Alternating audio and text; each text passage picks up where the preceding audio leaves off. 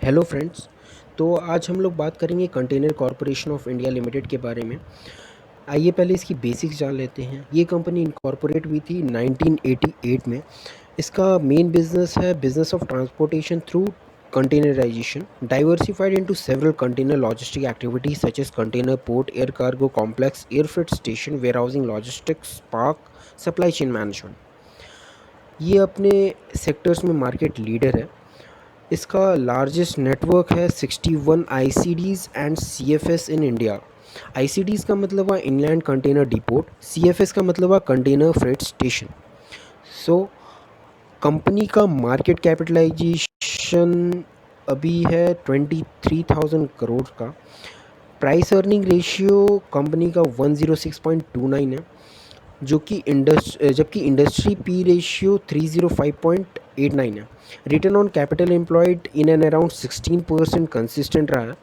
52 weeks high price 665 rupees है, 52 weeks low price 263 rupees.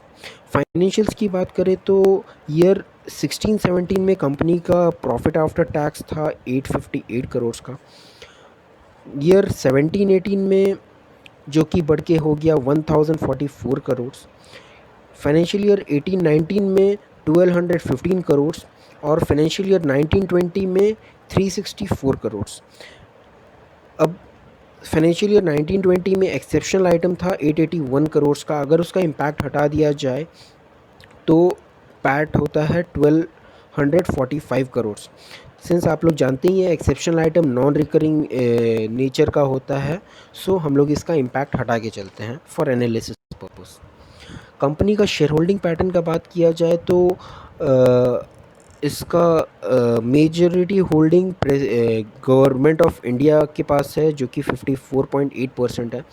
जो भी कंपनी का होल्डिंग 51% से ज़्यादा गवर्नमेंट के पास होता है उसे हम लोग गवर्नमेंट कंपनी बोलते हैं। So this is a government company. Apart from that public holding is 45.2%, जिसमें से कि फॉरेन इंस्टीट्यूशनल इन्वेस्टर के पास 26.65% है। कंपनी का ग्राफ के बारे में बात किया जाए तो फरवरी एंड में इसका प्राइस था 510 रुपीज़। कोरोना पैंडमिक की वजह से इसका प्राइस मार्च एंड में 300 में ट्रेड कर रहा था और अभी करेंट मार्केट प्राइस है 385 रुपीज़। कंपनी के रिजल्ट्स की बात करें तो रिसेंटली कंपनी ने अपना Q1 फाइनेंशियल ईयर 2021 का रिजल्ट्स पब्लिश किया है, जिसमें कि पैट रिपोर्ट हुआ है 58 crore, which has been declined by 76% as compared to Q1 financial year 1920। So company का रिजल्ट्स आया था सैटरडे 8 अगस्त को। सो सैटरडे को रिज़ल्ट आया था तो इसका इम्पैक्ट आया था मंडे में। मंडे को price fell by 15% from ₹455 to 386 rupees. Operating profits तो घटा ही है और इसके साथ साथ एक और प्रॉब्लम भी है कंपनी में जो कि है higher demand of lease rent.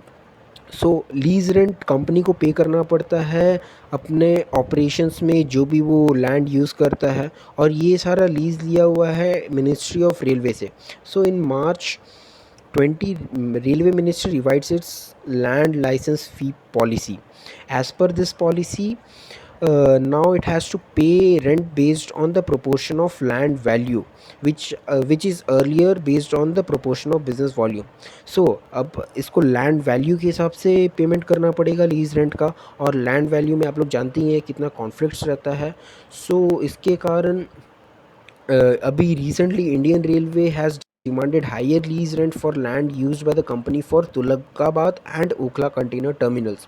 So come public को एक्सपेक्टेशंस है कि ये हायर लीज रेंटल्स और भी दूसरे टर्मिनल्स में डिमांड किया जा सकता है, जिसके कारण कि पब्लिक को फियर है और इसके कारण प्राइस डिक्लाइन हुआ रिसेंटली। मेरे हिसाब से on an overall basis company under valued है। इसका टारगेट मेरे हिसाब से 450 प्लस का रहेगा और ये अचीव करने के लिए 1 से 2 मंथ्स लग सकता है। Thank you for watching our video. अगर आपको वीडियो अच्छा लगा तो इसको लाइक ज़रूर करें, सब्सक्राइब करें और शेयर करें. Stay connected with our channel for latest updates. Thank you. Hello friends,